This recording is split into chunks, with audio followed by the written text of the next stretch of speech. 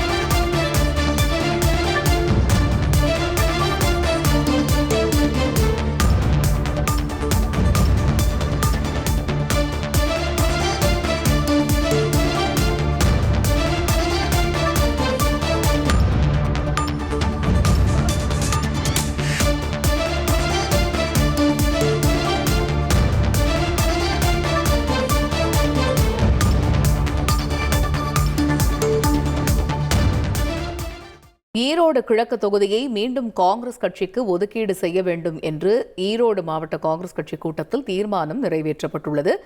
இது பற்றிய முழு விவரங்களை எமது செய்தியாளர் சதாசிவம் விவரிக்க கேட்போம். சதாசிவம், வணக்கம். கூடுதல் தகவல்கள் என்ன? நிச்சயமாக கடந்த 2021ஆம் ஆண்டு நடைபெற்ற சட்டமன்ற பொதுத் தேர்தலின் போது ஈரோடு கிழக்கு தொகுதி சட்டமன்ற தொகுதி முதல் முறையாக திமுக தலைமையிலான கூட்டணியில் காங்கிரஸ் கட்சிக்கு ஒதுக்கிடப்பட்டது. அப்போது போட்டியிட்ட ஈவிகே இளங்கோவின் மூத்த மகன் திருமகன் ஈவரா வெற்றி பெற்று ஈரோடு கிழக்கு தொகுதி சட்டமன்ற உறுப்பினராக முதல் முறையாக தேர்வு செய்யப்பட்டார். இதனைத் தொடர்ந்து கடந்த 2023ஆம் ஆண்டு ஜனவரியில் மாரடைப்பு காரணமாக திருமகன் ஈவரா காலமானதை தொடர்ந்து ஈரோடு கிழக்கு தொகுதி இடைத்தேர்தல் அந்த ஆண்டே பிப்ரவரி மாதம் நடத்தப்பட்டது.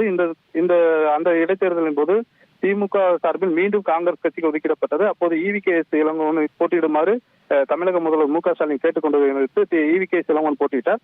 இதனைத் தொடர்ந்து கடந்த சில மாதங்களாக கிழக்கு சட்டமன்ற தொகுதி எம்எல்ஏவாக பணியாற்றி வந்த ஈவிகே இளங்கோவன் கடந்த ஆண்டு டிசம்பர் மாதம் 14ஆம் தேதி உடல்நலக்குறைவு காரணமாக சென்னையில் உயிரிழந்தார். இதனைத் தொடர்ந்து ஈரோடு கிழக்கு தொகுதி காலியாக அறிவிக்கப்பட்டு உள்ளது. இந்நிலையில் ஈரோடு கிழக்கு தொகுதியில் திமுக கூட்டணி சார்பில் யாருக்கு ஒதுக்கீடு செய்ய போகிறார்கள் என்ற பெருத்த எதிர்பார்ப்பு திமுக கூட்டணியில் எழுந்துள்ளது.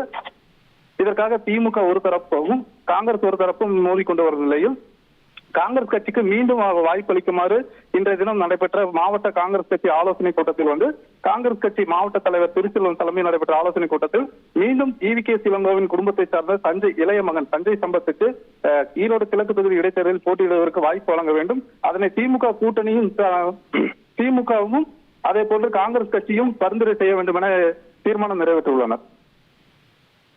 தகவல்களுக்கு நன்றி சதாசிவம். உங்கள் தந்திவன் தொலைக்காட்சியில் தெனாலிராமன் தினமும் மாலை 6 மணிக்கு காணத் தவறாதீர்கள்.